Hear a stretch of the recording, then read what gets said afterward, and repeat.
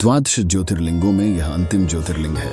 इसे घुष्मेश्वर, घुसुणेश्वर या घृष्णेश्वर भी कहा जाता है। यह महाराष्ट्र प्रदेश में दौलताबाद से 12 मील दूर वेरुल गांव के पास स्थित है। इस ज्योतिर्लिंग के विषय में पुराणों में यह कथा वर्णित है। दक्षिण देश में देवगिरी पर्वत के निकट सुधर्मा नामक एक अत्यंत तेजस्वी तपोनिष्ठ ब्राह्मण रहता था। उसकी पत्नी का नाम सुदेहा था। दोनों में परस्पर बहुत प्रेम था। किसी प्रकार का कोई कष्ट उन्हें नहीं था, लेकिन उन्हें कोई संतान नहीं थी। ज्योतिष गणना से पता चला कि सुदेहा के गर्भ से संतानोत्पत्ति हो ही नहीं सकती। सुदेहा संतान की बहुत ही इच्छुक थी। उसने सुधर्मा से अपनी छोटी बहन से दूसरा विवाह करने का आग्रह किया। पहले तो सुधर्मा को यह बात नहीं जंची, लेकिन अंत में उन्हें पत्नी की जिद के आगे झुकना ही पड़ा था। वे उसका आग्रह टाल नहीं पाए। वे अपनी पत्नी की छोटी बहन घुष्मा को ब्याह कर घर ले आए। घुष्मा अत्यंत विनीत और सदाचारिणी स्त्री थी। वह भगवान शिव की अनन्य भक्ता थी। प्रतिदिन 101 पार्थिव शिवलिंग बनाकर हृदय की सच्ची निष्ठा के साथ उनका पूजन करती थी। भगवान शिव जी की कृपा से थोड़े ही दिन बाद उसके गर्भ से अत्यंत सुंदर और स्वस्थ बालक ने जन्म लिया। बच्चे के जन्म से सुदेहा और घुष्मा दोनों के ही आनंद का पार न रहा। दोनों के दिन बड़े आराम से बीत रहे थे, लेकिन न जाने कैसे थोड़े ही दिनों बाद सुदेहा के मन में एक कुविचार ने जन्म ले लिया। वह सोचने लगी, मेरा तो इस घर में कुछ है नहीं, सब कुछ घुष्मा का है। मेरे पति पर भी उसने अधिकार जमा लिया, संतान भी उसी की है।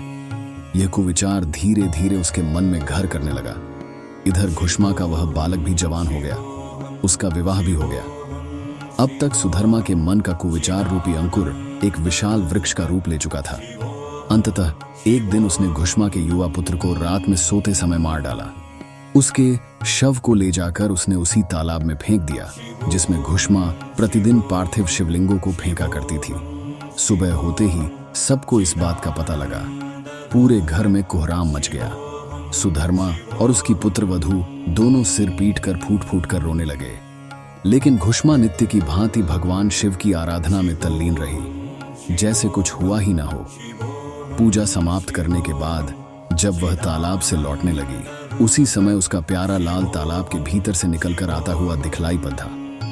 वह सदा की भांति आकर घुष्मा के चरणों पर गिर पड़ा, जैसे कहीं आसपास से ही घूम कर आ रहा हो। इसी समय भगवान शिव भी वहां प्रकट होकर घुष्मा से वर मांगने को कहने लगे। वह सुदेहा की घनौनी करतूत से अत्यंत क्रुद्ध हो उठे थे।